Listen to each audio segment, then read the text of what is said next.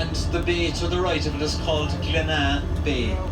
And over in the distance, can you see that lovely single arch bridge over at the mountain shore, over at the shore of the lake?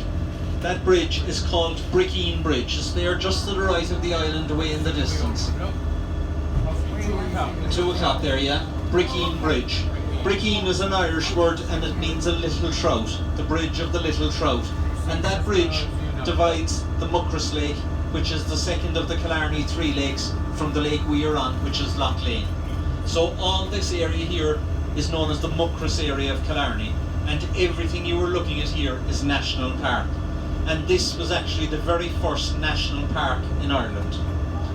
And it was the Killarney National Park at the moment is made up of approximately 26,000 acres, and it's made up of 3 estates: the Kenmare Estate, the Killarney Estate, and the Muckross Estate. But the original one was the Muckross Estate. And there's a very interesting history associated with it.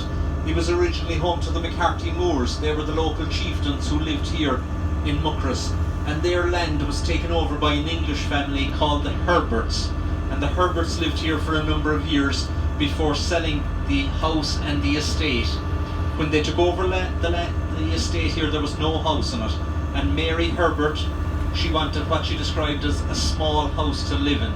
So they built a mansion called Muckross House, which has 365 windows. You were there, were you? Yeah. You saw it. 365 windows on it, so she would have a different view for every day of the year. Lovely, lovely spot.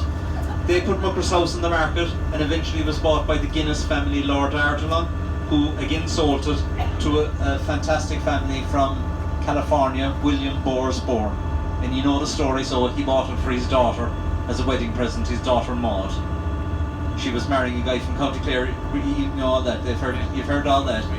So, we'll say Maud died in 1929.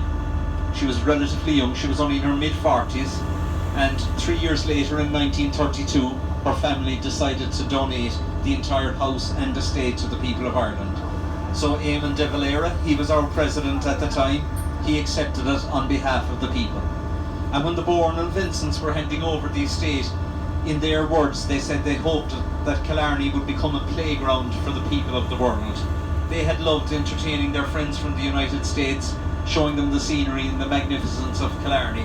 So their wish was, they said, that Killarney would become a playground for the people of the world. The people from all over the world would come and enjoy the scenery here, and that's exactly what has happened. So this is the original Killarney National Park, shall we say. That mountain there on your right hand side is called Torc Mountain. Torc again is an Irish word and it means a wild boar or a wild pig. And that mountain is just over 500 metres in height, 530. Nice views of the town and the lake there from Torc Mountain. And the mountain to the left of that then is called Mangerton Mountain. And Mangerton stands at 868 metres in height. And there is a very deep Corrie Lake at the top of Mangerton Mountain that's known as the Devil's Punch Pool. Punch being a drink, you know that, with whiskey and water. And that was the drinking supply for the people of Killarney for generations, right up until recent times. So the Devil's Punch Bowl. And in between both mountains there is another nice place, Torc Waterfall. I don't know, are you going visiting there or not? No.